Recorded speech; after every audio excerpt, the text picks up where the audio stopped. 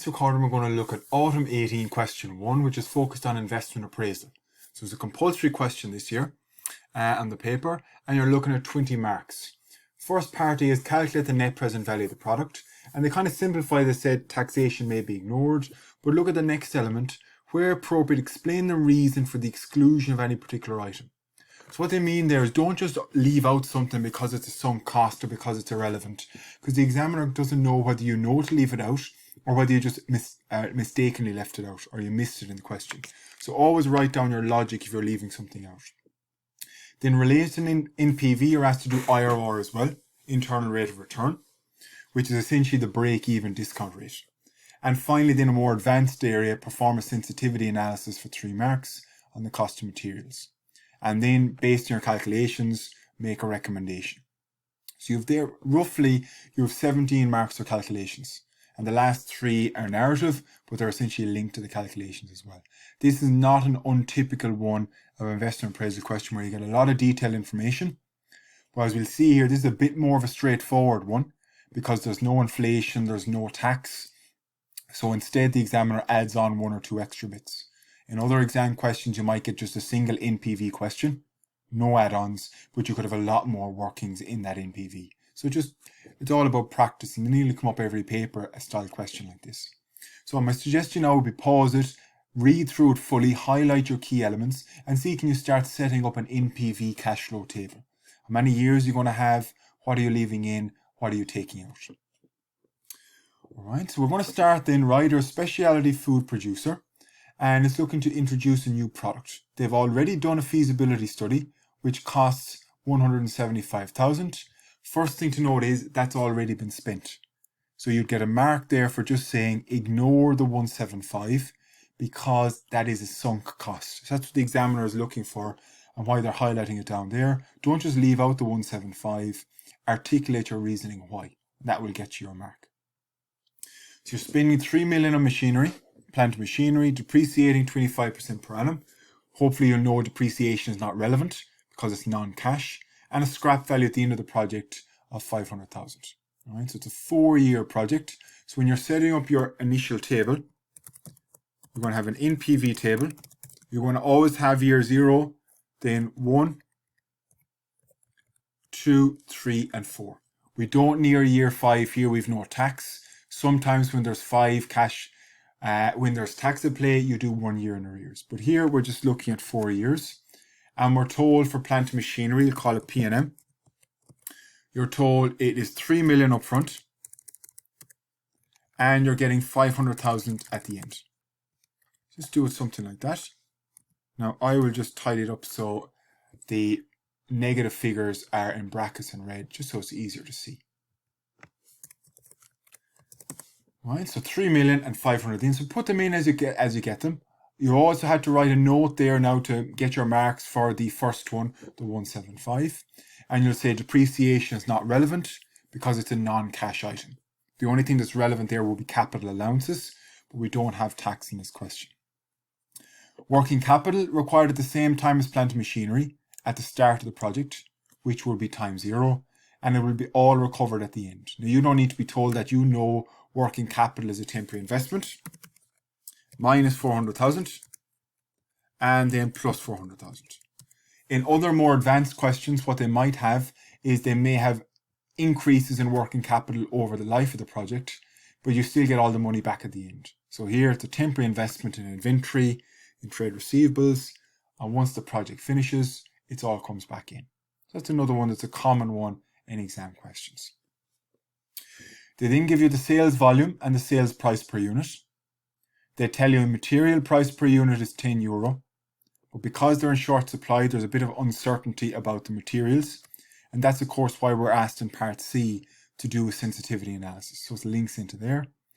You're told half an hour for labour for each unit, but be careful, the cost of labour per hour is €12. So that means the cost of labour per unit is €6 because it takes a half an hour for each unit. And then your variable overheads are €2 a unit. So there's 2 ways to go about this. The longer way is just to do a line for each one. You have sales, you have, in this case, materials, you have labour, and you have variable overheads. And you do each one out individually. So for example, that's the way we'll go, but I'll show you a shorter way that you can save a bit of time.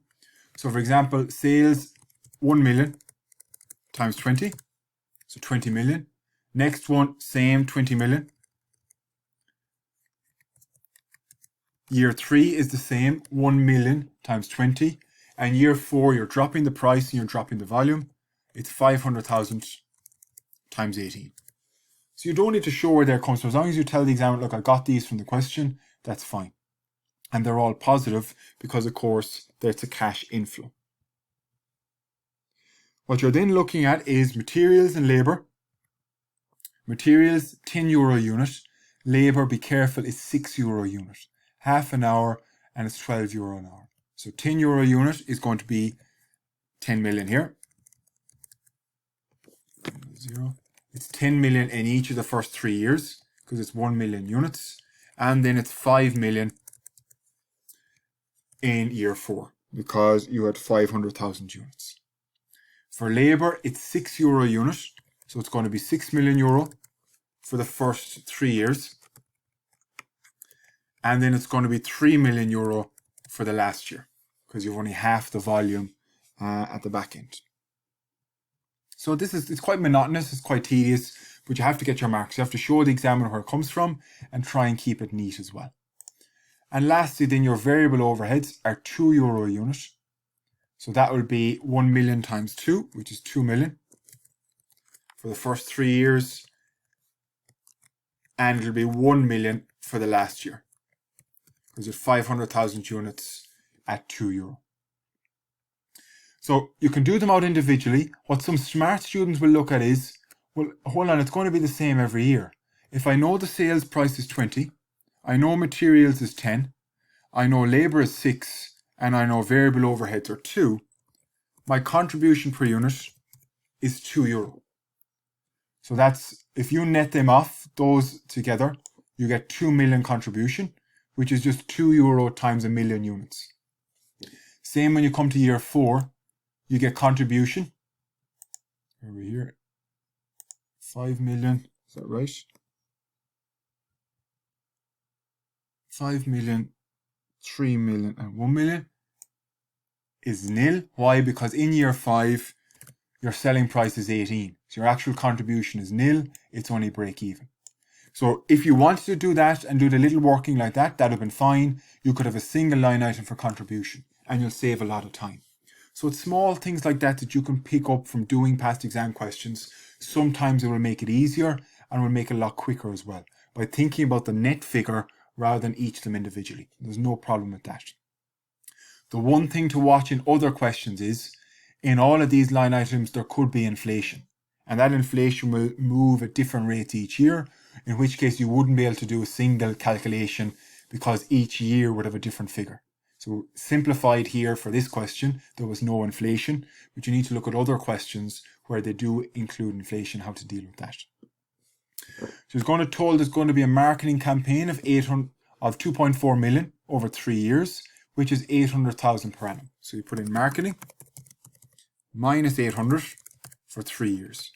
Now again, you don't have to put in the last 3 zeros. If you just wanted to do 20,000 and drop the last 3 zeros and do that, that's fine as well. Whatever way you want to do it to keep it neat, the examiner will accept. I just did it out on full numbers here for clarity. And then as well, what you're looking at is you're told existing fixed overheads of rider amounting to 120,000 will be reallocated. The key word there is they're existing and they're going to be reallocated. They are an irrelevant cost. They're not incremental. Only new overheads would go into an NPV. If they're there already and they're going to be spent already, they're not relevant. So get your mark there. You had to write that down. Just put as a little note to the question, because the examiner explicitly said to do that. In some NPV questions, they get you to calculate your WACC. In this question, they give it to you. So you can see sometimes there's a number of different ways an examiner can set up an NPV question. They can have inflation in there. They can have more complicated tax. They can have more complicated getting you to calculate the cost of capital. but then you'd have less add-ons. So it just depends, and it's important to practice each of them. So we know the cost of capital here is 10%. So what we can do is we first tidy up our cash flows to figure out what are the cash flows for each year, because these are the ones we're going to be discounting. So I'll just do that quickly for you. But again, remember, in your exam, you need to watch that you have the time left to finish off the question as well, because otherwise you're going to run out of time.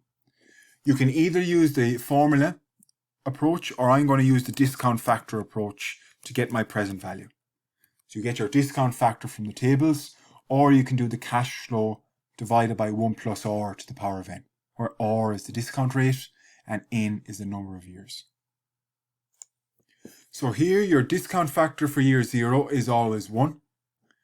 And then we go to the table. So if you have remember you're given the tables in the exam, I've just taken ones from summer 19.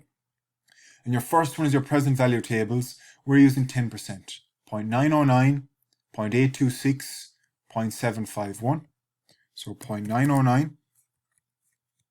And we'll just make sure these are 3 decimals. 0.826, 0.751, 0.683. And they can be gotten from the table nice and quick. So, and you multiply then the cash flow times the discount factor. Of course, it's already at its present value for time 0. And you work your way across each of them. And you can see the more you go out, the lower the present value will be, because there's more discounting involved. If you use the formula approach, it will be, for example, in year 2, 1.2 million divided by 1.1 to the power of 2. It's 2 number of years. So it's divided by 1 plus R to the power of n, and you get 991,700. That rounding difference is fine. Examiner will accept both in the exam. So don't be too worried about that. Just state which approach you're using. Are you using the formula approach, or are you using the discount tables? And that gets your net present value then, which is just summing up the present values, which gets you 197. So 197,000 positive, which means under NPV, you would accept that. Right? You'd accept that as a project because it returns a positive NPV. So that's your part A complete. And again, remember, to get your full marks there, you have to explain why you left out fixed overheads and why you left out the feasibility study cost as well, because both of them are irrelevant. One is already spent, which is called a sunk cost. The other one is already there, and it's not going to change, which is called, it's not an incremental cost. Therefore, it's not relevant. Next step then is the internal rate of return. For your IRR, you always need 2 things. You need 2 rates. We have one rate, 10%, and it got me an NPV of 197,900. So remember now, you have to ask yourself, do I need to go higher or lower with my second rate? So there's always an element of estimate in here, but you always want one positive NPV and one negative NPV. So here what I'm going to do is you have to go higher with your discount rate, because the higher the discount rate, the lower the present value. So we're going to get the discount factor at 20% and get the present value and then get the NPV. Now note here, 20% is subjective. The one thing you don't want to do is just go to 14%, because what might happen is you'll still get a positive NPV and you'll have to try again. So always make a decent jump. If you go to 18 or you go to 25, you'll still get your full marks as long as you approach it correctly. So the discount factor at 20% for time 0 is always the same. It's always going to be 1. Then we go to our tables again and we look at the 20% column, 0.833, 0.694, 0.579, and the last one, 0.482. So again, try and work ahead now. Pause this and see, can you complete and get the right answer. And then you multiply the discount factor, be careful now, by the cash flow. So make sure you're multiplying by row 117. Students have an awful habit of discounting again row 119. That doesn't make sense. They're already discounted at a different rate. And you discount them across. So always discount the cash flow line, not the previous present value. It's a common mistake when you go at it in the question.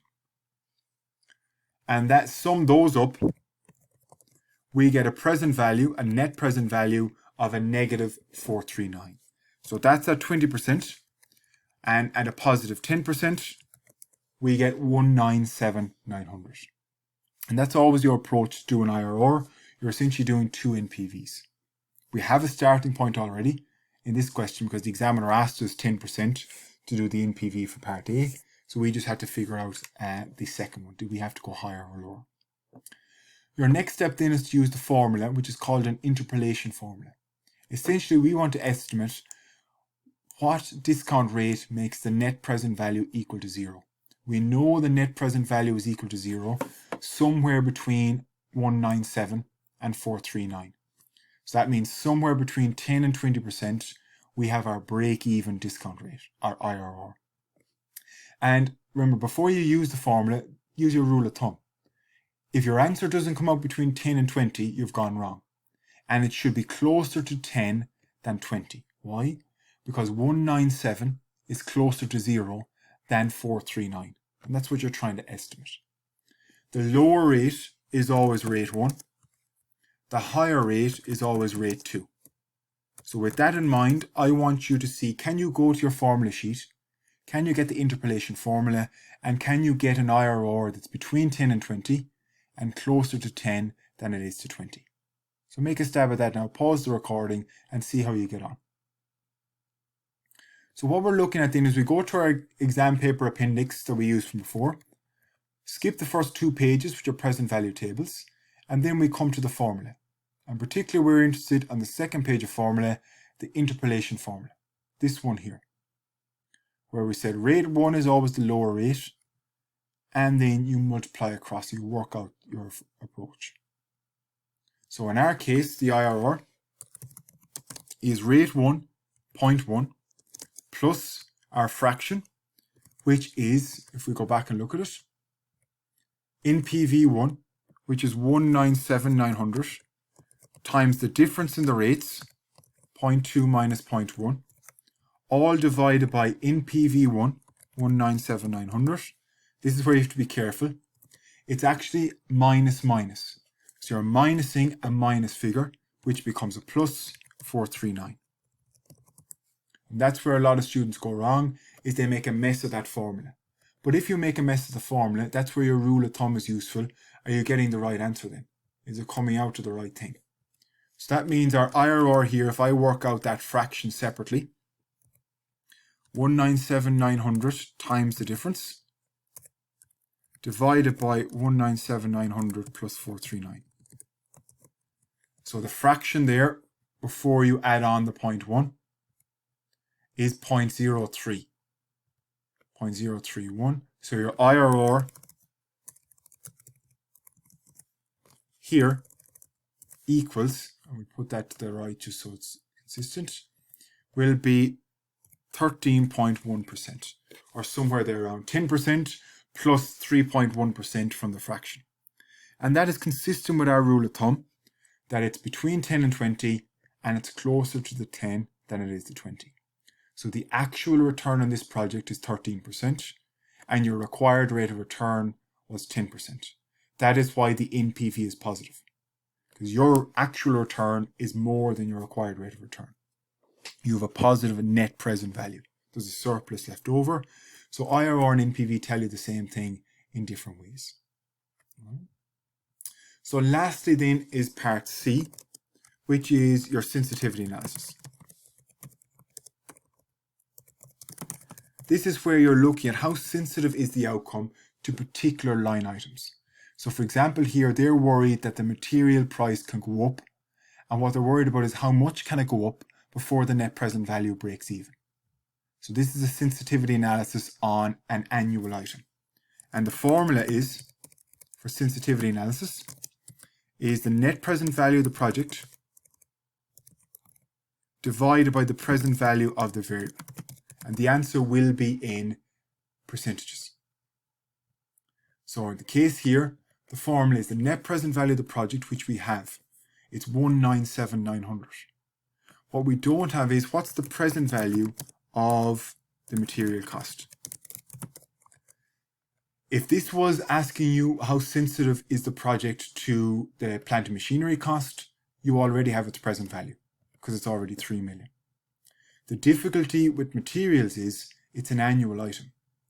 So what you have to do is get the present value of these items first, the 10, the 10, the 10, and the 5, and then work out the formula. So this is the hardest one you'll get in terms of sensitivity analysis. So we're looking at materials. If you just list it out. Materials, you have year 1, year 2, year 3, and year 4. You have 10 million in the first 3 years, and then 5 million in the last year. You don't need to worry about negative figures here because it's a positive figure you're looking at when you're looking at sensitivity analysis. And what you need to do then is get the present value of that. So you get your discount factor, you use the normal 10% as before, and that gets you the present value. So there is a bit of work there, but the sensitivity analysis is quite similar each time. You're either going to be doing an annual one, where there's a bit more work involved, or you'll be doing a single year one, which is a lot less work. So discount factor is 0.909, which we had before.